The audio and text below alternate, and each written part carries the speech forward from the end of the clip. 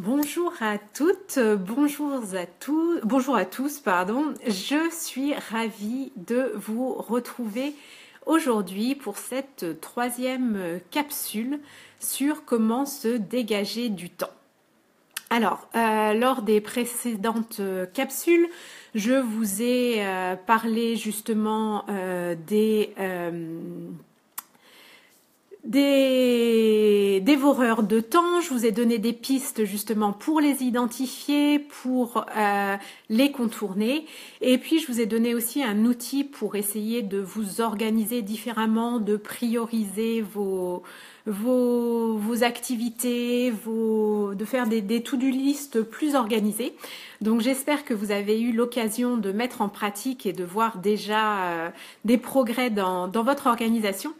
Et comme je vous l'avais promis, aujourd'hui je vais vous parler justement de la difficulté qu'on a généralement à oser dire non et qui justement nous génère aussi des pertes de temps et nous met très souvent dans des situations où, puisqu'on accepte des choses qu'on n'a pas obligatoirement envie de faire, qu'on n'a pas obligatoirement le temps de faire, on se retrouve justement à perdre du temps. Donc, oser dire non, comme je vous l'avais dit, c'est quelque chose de très commun. Nombreuses sont les personnes qui ont des difficultés à dire non. Il n'y a aucun jugement de ma part puisque moi-même, même si j'ai fait énormément de progrès, il y a encore des moments où il est difficile de dire non, même si j'ai vraiment progressé de ce côté-là. Alors c'est amusant parce qu'on a oublié généralement cette période qu'on a vécue quand on avait entre 2 et 3 ans et où on savait très facilement dire non à ce moment-là. Alors je parle en connaissance de cause car mon fils cadet a 2 ans et demi et est vraiment dans sa phase du non. C'est vraiment le moment, ce qu'on appelle la crise d'opposition, la crise d'indépendance, où à ce moment-là, l'enfant, pour gagner en autonomie, n'a aucune difficulté à dire non. C'est non pour tout. Même quand il pense oui, l'enfant dit non parce qu'il veut être en permanence en opposition et n'a à ce moment-là aucune difficulté à dire non. Et puis cette phase justement d'indépendance, d'opposition, est ensuite suivie par une phase où en fait l'enfant va au contraire vraiment chercher l'amour de ses parents, l'amour de son entourage, l'approbation, et au contraire, à ce moment-là, il entre dans une phase où pour plaire, il va avoir tendance à dire oui. Et ce qu'on appelle le couple opposition-autonomie est alors suivi par le couple de culpabilité et d'angoisse. Et c'est à partir de ce moment-là qu'on oublie notre grande capacité initiale à dire non. Et après, la société dans laquelle on vit fait que dans quand même de nombreux cas de figure, il est difficile de dire non.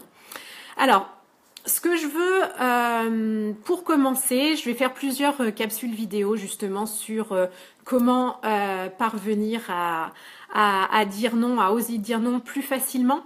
Le premier conseil que je vais vous donner aujourd'hui, avec en fait une mise en pratique très rapide, va être justement d'être vigilante aux situations où justement vous n'arrivez pas à dire non et où vous vous lancez dans une situation où en fait au lieu d'écouter vos besoins, d'écouter vos désirs, vous vous sentez obligé de dire oui, d'accepter ce qu'on vous demande et en fait souvent, ça arrive d'autant plus chez les femmes où on se retrouve dans une situation de sacrifice permanent et où après, on est en total déséquilibre, on est en perte d'estime de soi parce que on n'a plus le temps de faire tout ce qu'on a envie de faire, on se retrouve à faire des choses que des personnes nous ont demandé qui ne sont pas dans nos prérogatives. Là, je parle vraiment dans la situation professionnelle et ça fait que on a une perte d'estime de soi. Parce qu'on n'est pas aussi efficace que l'on pourrait être, parce qu'on se retrouve à gérer des tâches qui qui ne nous incombe pas, et c'est un cercle vicieux. Donc ce qui va être important de faire dans ces cas-là, c'est justement de se poser et d'être attentive au moment, aux situations où vous n'arrivez pas à dire non. Alors, ça va être important.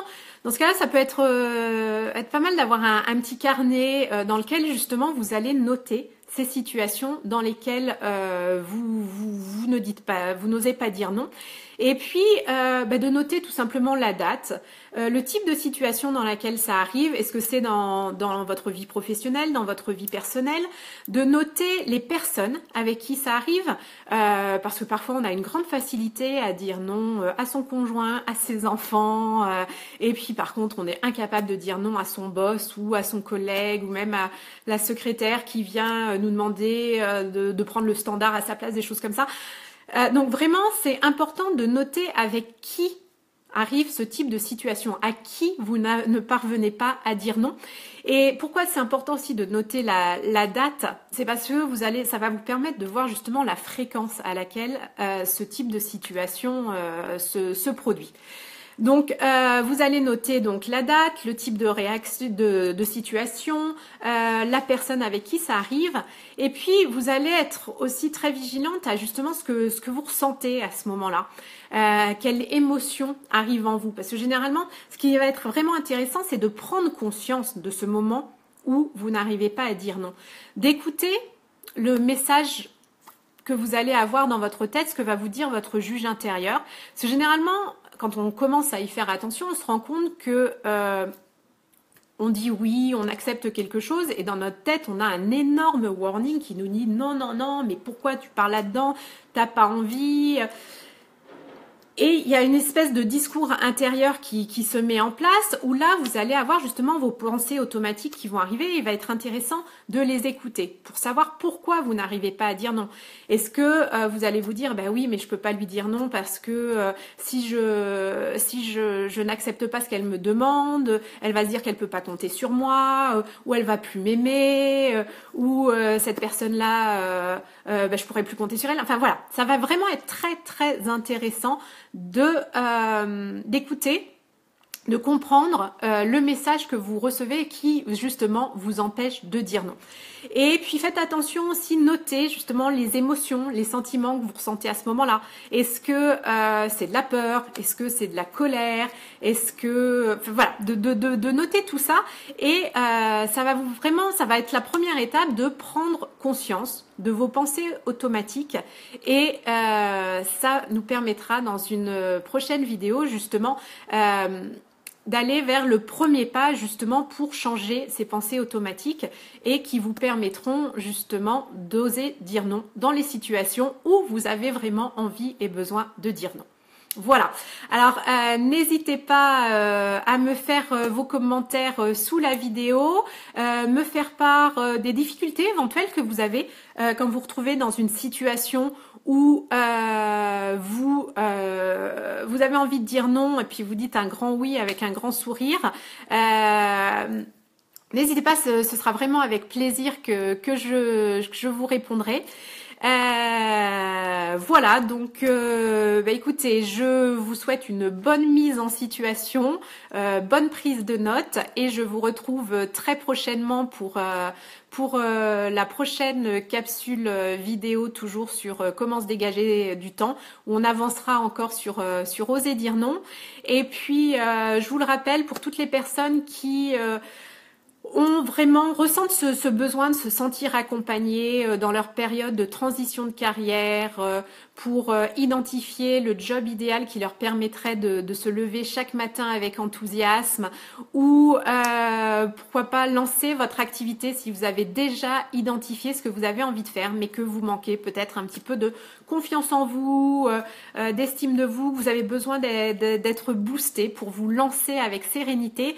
Écoutez, n'hésitez pas à prendre prendre rendez-vous avec moi pour une séance découverte gratuite où nous passerons 30 minutes ensemble au téléphone pour justement faire le point sur votre situation actuelle, identifier l'écart qu'il y a entre votre situation actuelle et la situation dont vous rêvez et qui vous permettrait vraiment de vous épanouir, et puis de voir justement quelles sont les prochaines étapes à mettre en place pour y parvenir. Voilà, donc tout se trouve sur mon site internet www.adncoaching.fr www.adncoaching.fr, et puis vous trouverez le lien pour prendre rendez-vous pour une séance découverte gratuite, et je me ferai un plaisir d'entendre ce que vous avez, ce que vous vivez pour pouvoir échanger avec vous. Je vous souhaite une merveilleuse journée et je vous dis à très vite. Bye bye!